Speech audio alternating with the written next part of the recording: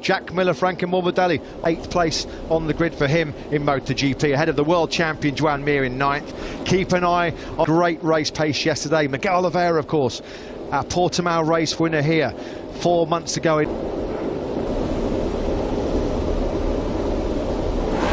They were delayed, but why? Nowhere near as long as it is in Qatar. You still favour a Ducati to get there in front.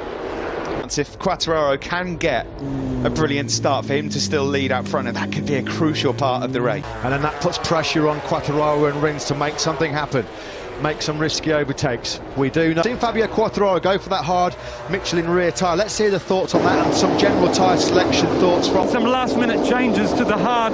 Can you tell us what you see happening in the race today, tyre-wise? Viñales and Morbidelli, they changed to hard rear. So now we have 3 Yamaha, rest with with this medium rear. So we'll see, but both tires. Piero, thank you and good luck. Yeah, you're welcome. Thanks very much, Simon. Thanks to Piero Tommaso. It's interesting. Earns his first race in 265 days. It was 9 months ago today in MotoGP. It's on the way next. A bold move from Yamaha, Matt. Yeah, and it looks like as well, Michelin releasing some info getting in the commentary box that they have all switched over to that hard rear tyre. It's going to be all about the start, though, isn't it, for Zarco and Miller on that plunge down the hill into the first corner. 130 beats per minute, but it looks as though we're set to go. Excellent as well, but as we shoot down to turn 1, Rins has it, but here comes Zarco. He leads into turn 1. Marquez, and he's up to 4th place already, trying to find a way through on Jack Miller into turn 3. What a start from Joan Mir as well, number 36. Look at him. He's up alongside Pecco Bagnaia. It's Zarco the lead, goes through into 3rd again. Yeah, and that also cost Miller a place on Mir as well. He had to run out wide onto the dirty part of the track. 6 or 7 corners into the race. Maverick Viñales had an absolute nightmare. Viñales started 12th. He was... What an appalling start. Mir up the inside of Marquez, yeah, and there's there you contact. Go. That's some early payback for yesterday. Controversially so on Jack Miller last time out in Qatar. Oh, Rins thought about the move there, up the inside. From Joan Mir, got himself up brilliantly. He's already recovered 6 places on this opening lap. Good start as well. Start for the Monster Energy Yamahas, though. Quartararo on pole.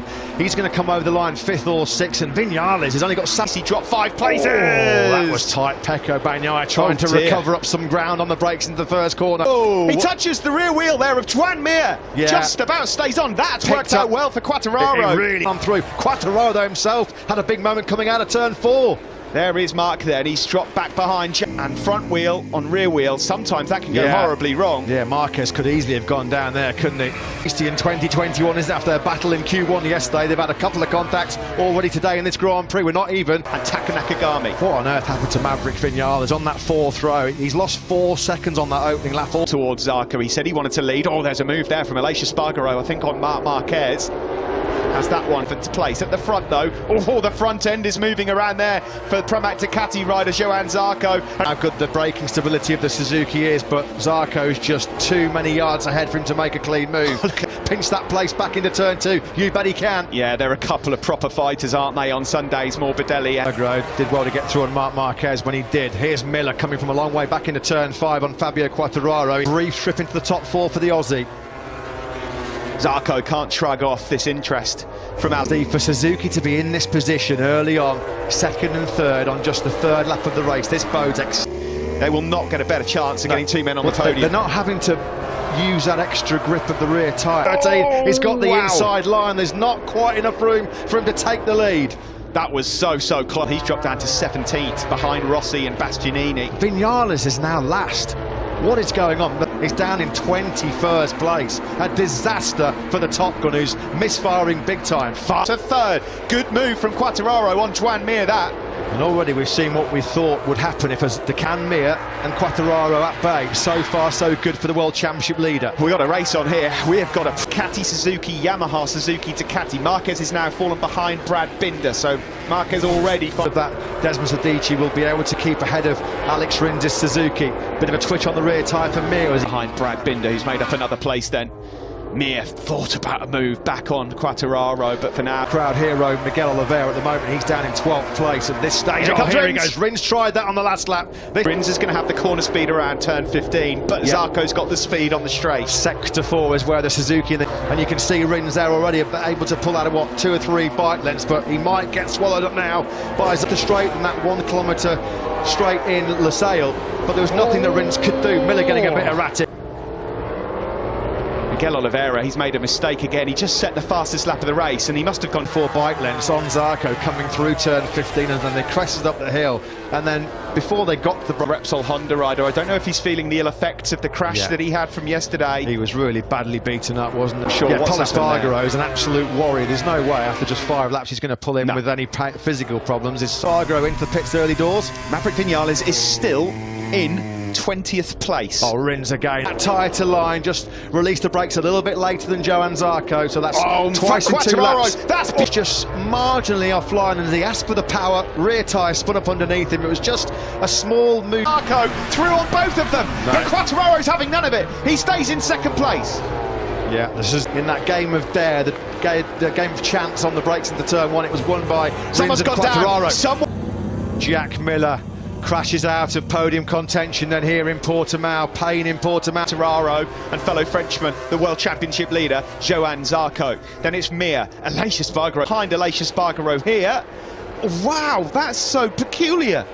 What happened there? Race winner from last year, he's dropped down to 15th place. Shout out to Taka Nakagami. Heroic performance at the moment. Not an inch of his body is not without incessant pain, and he's in the point scoring places right now. On that Someone last else lap, has gone down. 2.1 seconds slower than Rins. Is that another bike that's gone down in our ears? I'm sure from here in November. A dream win 4 months ago to an absolute nightmare then for Miguel Oliveira. Vinales must have some kind of major problem. He's 2 seconds away from the race leading pace. Of course, factory Ducati hopes now have just pinned on his shoulders after the crash of Jack Miller. Morbidelli have already exited stage left very early on here. Oliveira the race winner and Jack Miller second in the port.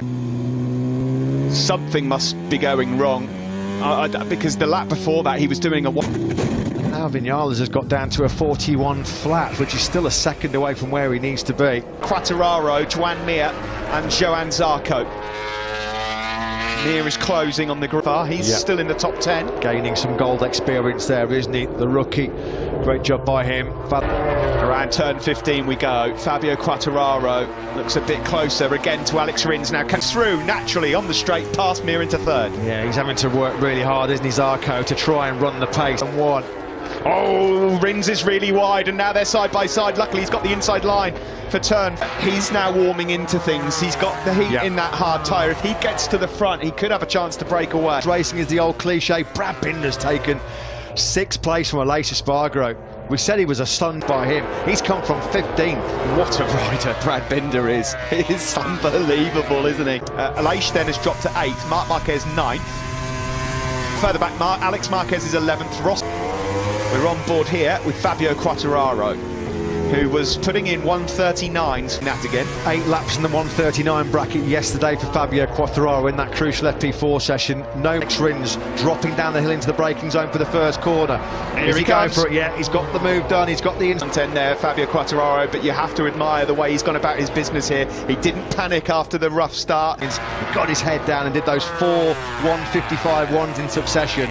Broke the Ducatis behind it from the Suzukis of Rins and Mir. Yeah, watch the start here for Quartararo. Initially, actually, as the lights go out, not a bad start. The Yamaha, oh, there's almost contact there between him and Rins. Immediately, he's beaten by 2 Ducatis. Start that he wanted.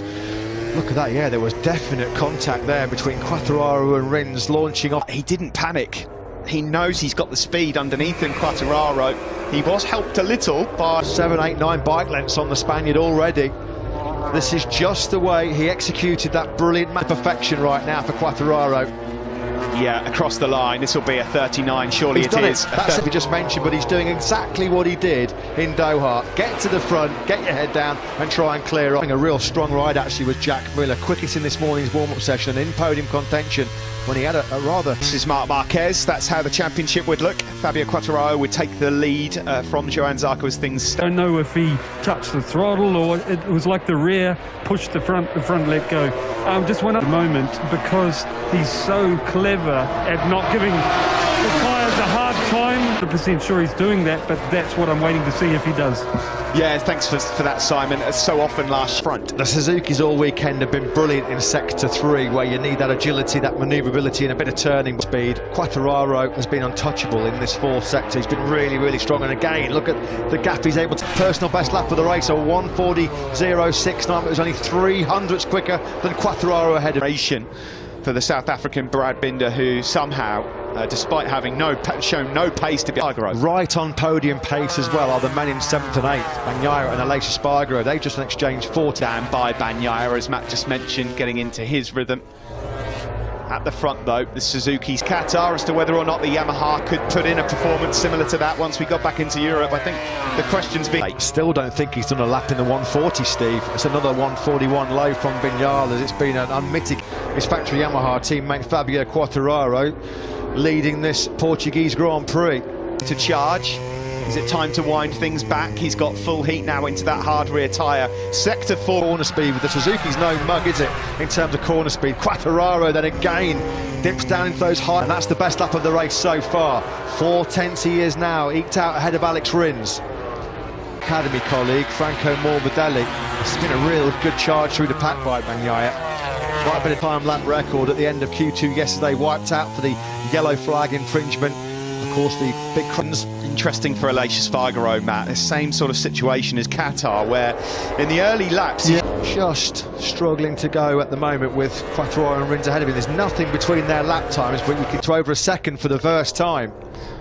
Quattararo still has some bother here from us. The Suzuki so gentle on its tyres, and Alex Rins has got the finesse, hasn't he? He's not an aggressive rider. It's like be really, really strong in terms of tyre management as well. This man's not bad when it comes to that job as well. Yeah, we need to keep an eye on. It's the Italian Pecco Bagnaia, who had good pace all weekend in terms of race for this position. I think you're right about Joan Mir as well, Matt. He's just coming under a bit of attack again now from... It was a big one.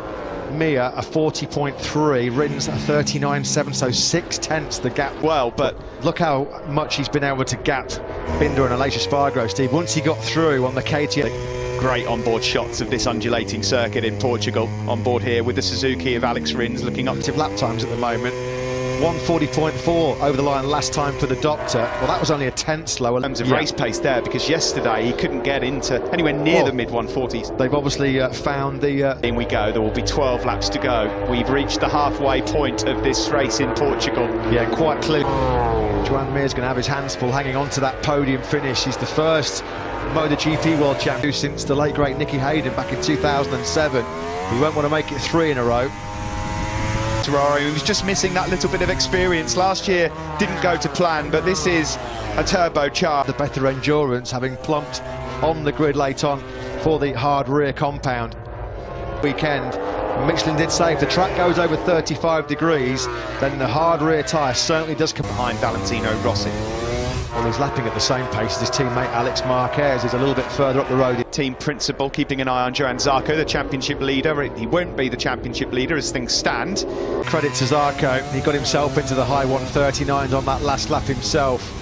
39.8 here on the start-finish straight. You bet he can. There's your answer. And it's a fairly emphatic one, isn't it? Quattararo and Rins yet 9.654 for Quattararo, immediately bettered with a 39.598 from Rins. Having to work so hard in the twisty sections of Portimao just to try and keep that position. And Zarco blitzes on by like Mir standing still.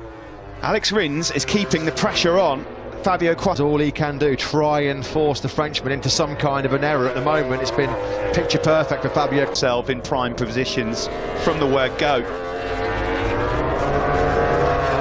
But it is far too late for him to have any impact on this Grand Prix. Someone's gone down. Yes, there's been another crash, hasn't there? It is. Valentino Rossi has crashed. What a shame for him, because he just hit some decent pace. At the start of this Grand Prix, we had 3 sets of brothers involved, Marini and Rossi. In the battle, and that's the Marquez brothers, who at the moment are 9th and 10th. Bagnaia closes on his recent record, Steve. Now that's just 12 points scored in his last 9 races. I think he'd be pleased to get out of here. Jerez is a circuit he adores, and let's hope that he... Binder in 7th, Aleix Espargaro behind him. Marc Marquez, to his credit, at this stage of the race, in 40s. Not bad at all. Yeah, Franco Morbidelli's getting a hurry up as well. That's when he's going to catch out the doctor. Tips it in. That went incredibly early, didn't it? Yeah. Track limits warning for Franco Morbidelli. So he's got to be pretty careful. Maverick Vinales only in the point scoring places right now, but 14th is not going to cut it if you want to win a world title in MotoGP. And through he goes. Bagnaia up into 5th place now. Luxury position is to make your passes on the brakes going into corners, which puts you in that really precarious zone when there's to get over that crest and attack. It's just like we said, free time. You don't really have to put in much effort as long as you... And then Quartararo from Alex Rins. Zarco in a bit of a lonely third now. He's got some cracking pace right now. Resistance of the world champion, 39.7 on that last circuit for Johan Zarco. 10th at Marquez has just crossed the line to the 40 flat, which when you consider his physical condition and the length of time he's been out, 18 long days since Marc Marquez actually saw a checkered flag in the MotoGP World Championship when he was victorious and accomplished. He'll want to get a real good test on where he's at with that recovering right arm over the full race distance. For months and months and months people have been wondering how he'd come back. Look at these times from the two guys at 39.471 from Alex Rins. Almost identical times. Rins is, at the moment, those cracks not appearing at all. Rock solid, isn't he, Quartararo? Every time Rins looks like he's going to exert that pressure to try and show Quartararo a front wheel. There was 1/1000th of a second between the pair of them. Next in Qatar, 4th 2 weeks ago. He's going up in increments of 2 at the moment because he's not buckling under the pressure. Yeah, and he's been asked some massive questions here at the weekend. The Yamaha M1 just gets that rear tyre hooked up and he can carry lots of corner speed, which is the way he's able to pull those 5 or 6 bike lengths on Alex Rins, which just makes sure that Rins can't get close enough. Rins. If Alex Rins finishes in this race second tonight, Steve, he will be able to go on the day. You're just beaten by the marginally better man at the moment. Fabio Quartararo is in that position. Because Bagnaia, someone's gone down. Bagnaia goes up a place. Who's crashed out? Who's crashed out? He makes blunders at the worst possible time. Well, we said it was him that was putting pressure on Fabio Quartararo, on Alex Rins. Down and it's Rins 5. who's caved into that pressure. It's such an awkward corner to get right. That mistake. He's done everything, and he can't find a way through, even to show Quartararo's front wheel. Cast your minds back to Austria last year. He just slipped up the inside of Andrea Dovizioso and crashed out immediately. And what very comfortable Sunday afternoon stroll in the sunshine to back-to-back wins here in Portugal. Yeah, no surprise to see. He moved past Mir. He's now hunting down Zarco, and he's got much better pace as Pecco Bagnaia. This has been a fine run. Could have been done from pole position. He's definitely going to be contemplating what might have been, isn't he? In terms of the championship lead, it might get a little bit worse for him as well, because he's going to have his hands full trying to keep Bagnaia at bay, and he can't do it. Bagnaia clean as a whistle, and Bagnaia now up into second place, and that does change the championship picture slightly. Yeah, man, the only Suzuki man left in this race, the world champion Mir. He's in 4th. This is the battle for second then. Mir is now down and out of the race. Rins blows a podium. Zarco blows a podium. He certainly blows the Fabio Quartararo. Championship rivals biting the dust. Quartararo checked out a long touch going into the Spanish Grand Prix in Jerez last year, where what happened? He dominated both races from pole. No, Jorge Martin after his high-speed spill yesterday, and that front went really quickly, didn't it, from underneath Johan Zarco. Never so easy to be distracted. That went so quick on Zarco. He wasn't expecting that, was it? It was almost like a... Crashes up ahead of him. Marc Marquez is now in 7th behind him. Alex Marquez is 8th. Nakagami is what to say about Alex Rins. I agree with you, Matt. It's happened all too often. But two big men in this race have... A bit of deja vu, isn't it, for this man, Alex Rins? You've got to give it so much credit to Fabio, Shinichi Sahara and Ken Kawachi, leading management down at Suzuki. They cannot believe it, can they? And he's potentially 25 have gone begging here in the Portuguese Grand Prix, and he is absolutely inconsolable. Ashton remounted as well. Survival of the fittest here in Portugal. It's all this but what front row. He may well have been right at the sharp end of this race as well, with the likes of Quartararo and Rins, before Rins has put daylight now between himself and Joan Mir, almost half a second.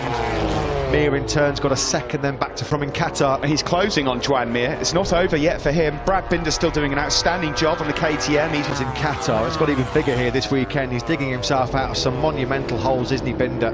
5th place. The perfect start to the year in Qatar. Unfortunately, comes down now from the helicopter view. Was he offline at all? The front end was just moving around a touch, wasn't quite. Ducati, well, as we mentioned, it's been a very punishing weekend for Pramac here in Portugal. Here, Bastianini again, he does this so often. I say so often, it's only his third Grand Prix, but he comes on Army. Vinales is 11th, Luca Marini 12th, and then it's Petrucci, Savadori, and his pain threshold off the scale. Morbidelli can definitely smell a podium. Yamaha rider, this would be the perfect remedy to a grim start. Italian flag. They perhaps feel like Franco Morbidelli's holding on a podium here as well.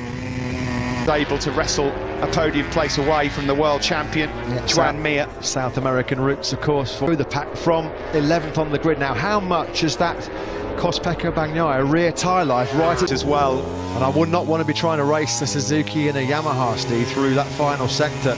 You're not going to latch on to the back of Bagnaia over the crest and then line up a move on the brakes down the hill. He's been very unlucky, hasn't he, so from the Grand Prix of Doha. He's found himself in a position on the grid today which I think Mir and Morbidelli behind him.